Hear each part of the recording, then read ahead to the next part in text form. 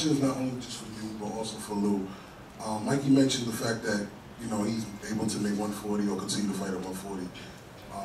And he says there's nobody out there fighting him. But you have a guy at 140 that would particularly like to get in the ring with Mikey, Regis Prograis. So what do you think about possibly matching up Mikey against Regis? You know, we got to let things build. Regis is here. Look, you know, Mikey's been in this position when he was a younger guy coming up too. You want to fight the best, and when you know how good you are, you really want to fight the best. But you know, we'll build to that, and Regis will keep winning and do what he's got to do. And maybe I know that this man's not going to run away from a challenge. So you know, you don't know what could happen in the future. You know, but there's one other thing too. You're sitting here watching a guy who's dominant 35-pounder, moved up tonight to 140, fight a guy that's been fighting at 147, dominated that guy, now talking about 47. That's like, this is like throwback stuff. This is like old-time boxing. This is what it means to be pound for pound. When you know that you're the best at 135, or you'll go up to 140 to take a challenge, and you'll sit there and talk about going up. That great respect for that. That's what it's about.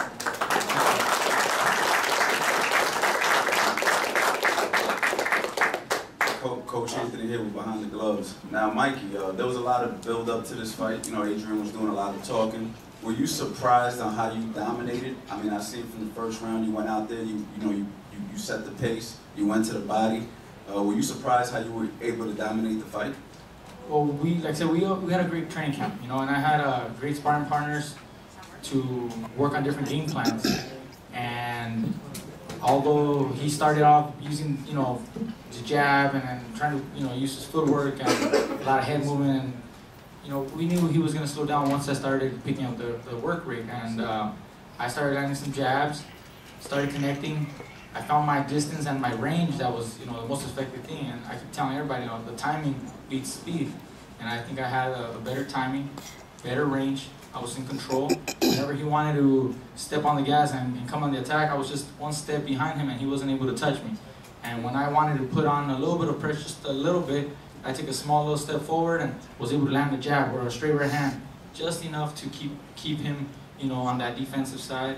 So I had a great game plan and it worked out perfect. And if you had it your way, who would be the next opponent you would want to fight? I know you're a fighter and you just do what your team tells you to do, but who would you like to fight? Like I said, you know, we can call out a lot of guys, but you know, I'm open to anybody that wants to step up. At 135, I've mentioned it before. You know, a title unification match. Jorge Linares is the #1 guy that stands out the most. If that's unavailable, at 140, you know, you got title unification matches right now coming around the corner between Crawford and Ndongo. You know, that would be a great matchup. But we all know the promotional, you know, problems sometimes don't allow fights to happen. So I'm not going to be waiting for anybody.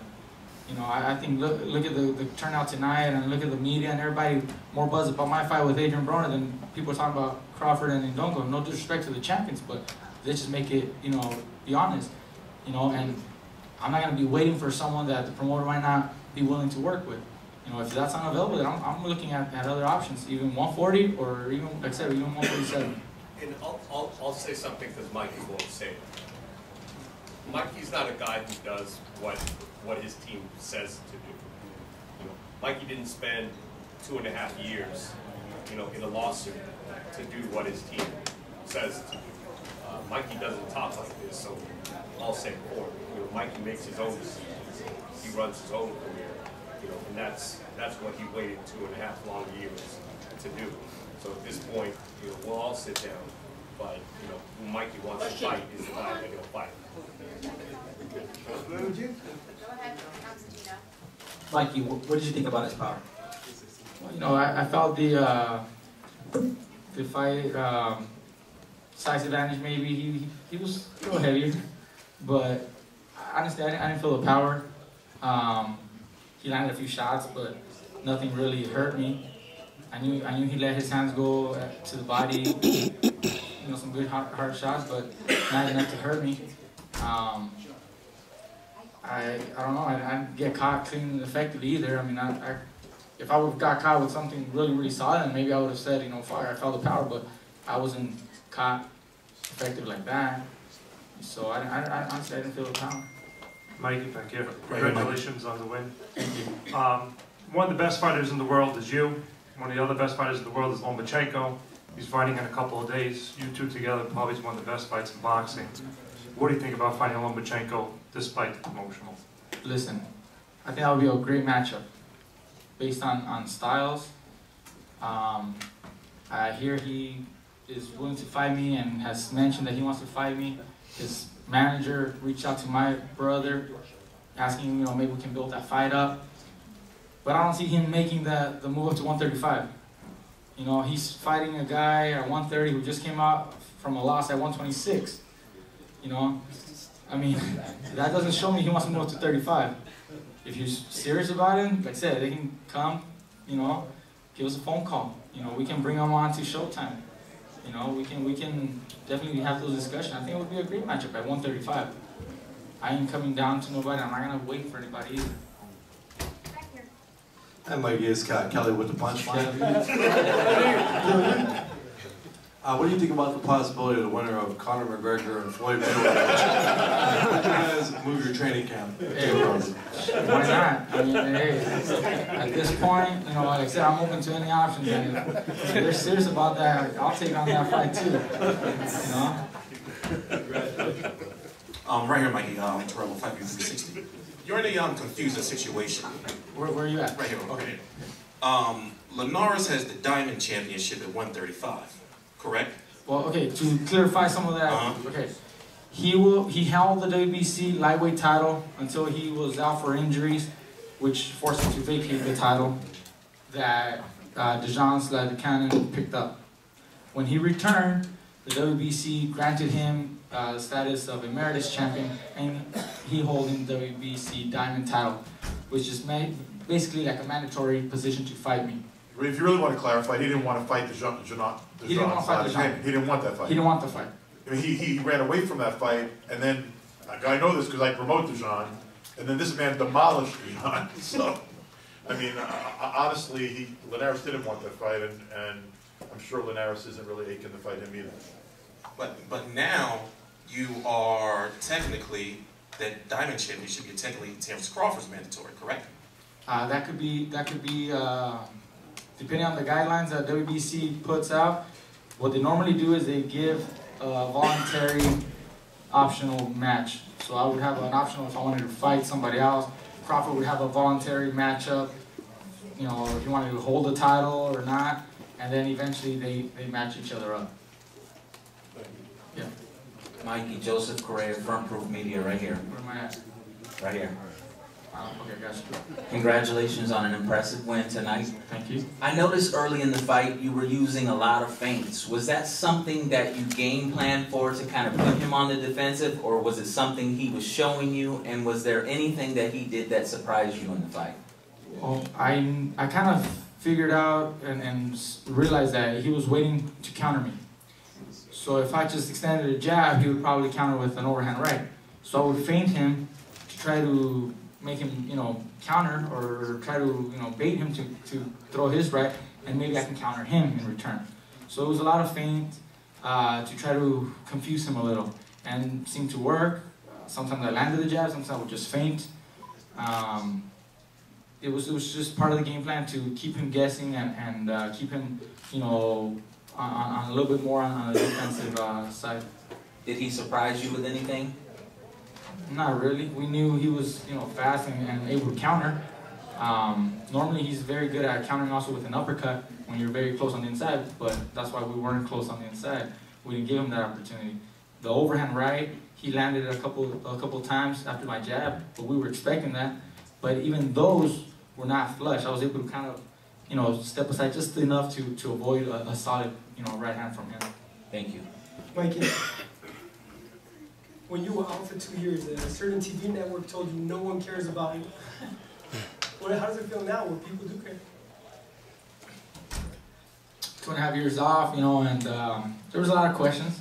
People wondered if my heart was still in it, or if I would come back like before, if I'd be, motivated enough. But, it's nice to come back and show everybody that, my heart's in it.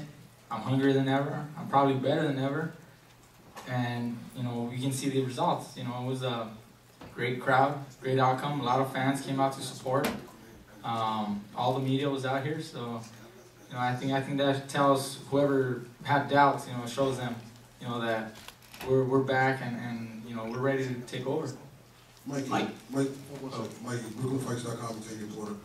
Can you speak to the fact that one of the rounds you seem to put your hands down when you was fighting Broner for about a good minute and a half? Can you speak about you know, why you did that and what you saw in Broner that made you do that, as well as some of the training that you experienced with Marcos Maidana previously when Maidana fought Broner? Was some of that helpful also going against Broner? I worked with Marcos Maidana for the Mayweather fights, Okay. but he did tell us that Adrien Broner is a strong guy and that he finishes the fights real strong. Even after being dropped, you know, early in the fight with Marcos, Adrien Broner was able to come back strong, finish the fight real strong. So Marcos did, you know, mention that to my brother, and so we were aware of that. We were cautious about that, but that's why we didn't give him those opportunities in the later rounds. We kept that activity going. You know, I think it might have been the 10th round where I might have slowed down a little bit, but then picked it back up on the 11th and 12th round. You know, we don't want to make the mistake of giving him those rounds. To the point of me dropping my hands, you know, I just wanted to show everybody, you know, I got more things in the tricks. You know, I got more little tricks in the box that people still haven't seen. I keep telling you, you guys still haven't seen the best of me. And I wanted to show you a little something. And even in front of Adrien Broner, who's fast and strong, I'm not afraid of him. I wasn't going to be afraid. I knew what I was doing. Dropped my hands, let him throw punches. He wasn't going to land anything. And he backed off. Instead of trying to, you know, knock me out or let his hands go, he knew, you know, it wasn't going to happen. So he actually started walking back. And I walked him back with my hands down. You know, I was just showing him he's not a better fighter than me. You know, I beat him just even at that, mentally. I think that was an advantage for me there, a victory in itself, and I show the fans, you know, what I'm able to do inside the ring. Mikey, Yes. does this victory over Broner put you in the mix for pound supremacy? That's up to you guys and the riders. Everybody has a different list. I think it's a step closer to that, but I'm not chasing that either. I'm just here to do my job, you know, and let the fans enjoy a great night of boxing, and that's all I'm here to do. Anybody that wants to put me on the list or not, it doesn't really matter to me. Hey Mikey, right on the win. Thank you. After your long drawn-out battle with Top Rank, if they do allow you to get into the ring with guys like Lomachenko and Crawford, would it be a little sweeter to be one of those guys and kind of stick it to them? Look, if I take a fight with them, there's no grudge. I know this is business. I know how business is done, and you know, I learned from those 2.5 years. I learned how they handle business. They want to fight. If they want to put one of their guys, you know, they're gonna come to us, and we can work together. I don't have a problem with that, but I'm not gonna come and kneel down to whatever terms they want to, you know, give. It doesn't work like that. I'm in a different position now. I think.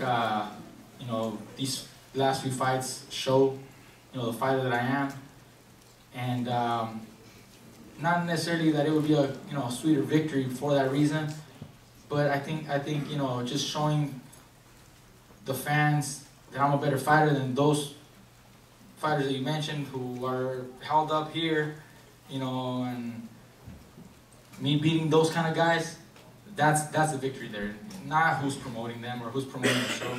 It's, you know, beating the guys that people think are on top of the pound for pound list or on top of the world and you know, beatable. So I know I could beat all these guys. Hey, what's up, Mikey? Right over here, Andy. Yeah. A while back in a couple of videos by Ellie, you kind of jokingly, you know, humored the idea of fighting Keith Thurman. That's a guy already on this side. It's not, there's no politics in the way. You mentioned 47. I'm just wondering, as a fan, at the end of the day, is Keith Thurman somebody you would get in the ring with? I would do it. And honestly, if it's a good fight that the people, media, and the network want to, you know, discuss, I'm open to discussing that too. He's a great champion, great fighter. You know, he's a unified champion at welterweight, so that'd be a great matchup. You know, a great accomplishment. You know, big challenge. But that's what we want. That's exactly the kind of fights that we want. We want a, you know, big challenge. And if I want to be remembered in the sport, you know, those are the fights that you got to take. I could take easy fights, easier fights, you know, fighting top contenders, but fairly easier fights. But that really doesn't do anything. The fans won't recognize you, they won't remember you. It's not gonna help build a legacy.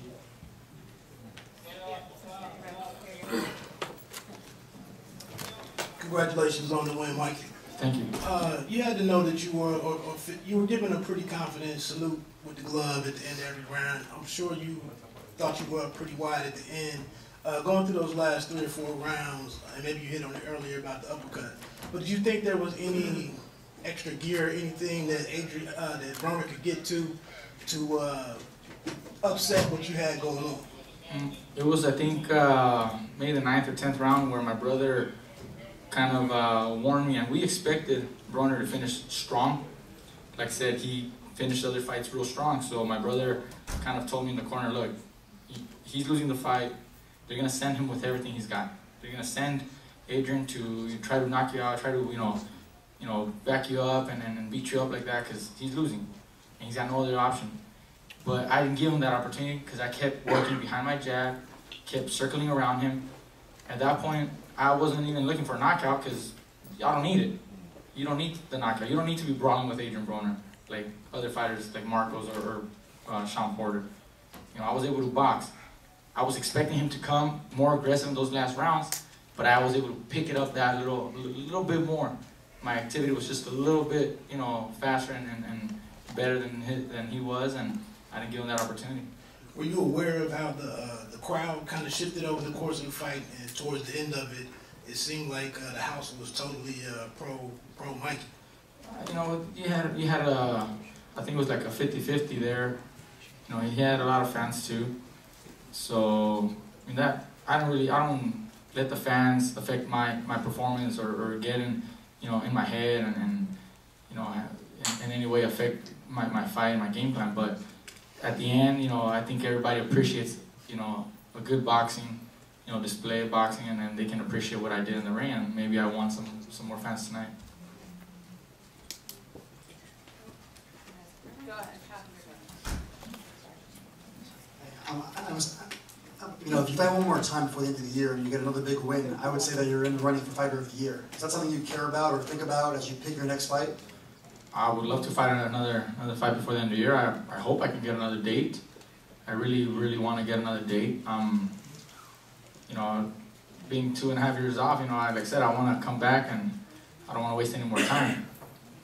If we get the right matchup, I possibly would be considered, Fighter of the Year and all that. And that'd be just another accomplishment in itself.